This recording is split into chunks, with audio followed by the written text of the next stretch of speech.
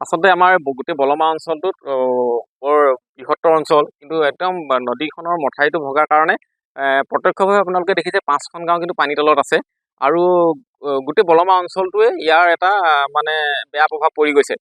গতিকেলৈ যোৱা নিশা প্ৰায় ৰাতি 12টা 12:30 বজাত যেতিয়া আমি গম পালোঁ যে নদীৰ মথাউৰি ভাগিলে, আমি গাঁৱৰ ৰাইজ মানে উঠিলোঁ, হাড়ে গোটেই চালোঁ, কাৰোবাৰ ঘৰ ভিতৰত সোমাইছে, কাৰোবাৰ গোহালিতে গৰু মানে যেন তেনে বাচিছে, কাৰোবাৰ ছাগলী মৰিছে, কাৰোবাৰ কুকুৰা মৰিছে। এইখিনি আমাৰ আমি কৃষক বা আমি গাঁৱৰ ৰাইজে সমাধান কৰি ল'ব পৰা সমস্যা। কিন্তু আমি এটা বস্তু সমাধান কৰি ল'ব নোৱাৰোঁ, সেইটো হৈছে কি আমাৰ নদীখনৰ নদী বান্ধটো। কাৰণ আমি ৰাইজে লাগিও তাত মাৰিব নোৱাৰোঁ।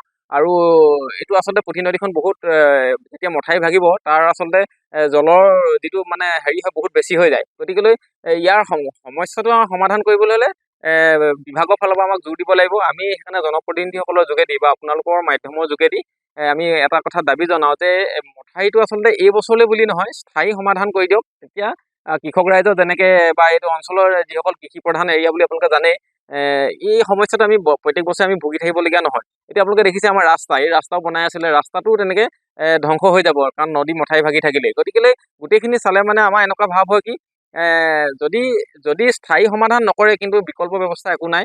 কৃষি কৰি খাব নোৱাৰিব কৃষকসকলে, বা কৃষক নহ'লেও ৰাস্তা পদূলি যেতিয়া যাতায়াতৰ যেতিয়া সুচল নহ'ব, তেতিয়া সেই অঞ্চলটো আচলতে একেবাৰে দুৰ্বল হৈ থাকিব। গতিকে মই বিভাগক বা জনপ্ৰতিনিধিসকলৰ যোগেদি মই এটা কথা আপোনালোকৰ মাধ্যমৰ যোগেদি তেওঁলোকক অৱগত কৰিব বিচাৰিছোঁ, দাবী জনাব বিচাৰিছোঁ আৰু প্ৰতিবাদ ভাষাৰে প্ৰতিবাদ কৰিব বিচাৰিছোঁ যে তেওঁলোকে এই সমস্যাবিলাক সমাধান কৰি ৰাইজৰ সেৱক হিচাপে নিজকে পৰিচয় দিয়ক। গতিকে মই কথাখিনি এনেকৈ ক'বলৈ বিচাৰিলোঁ।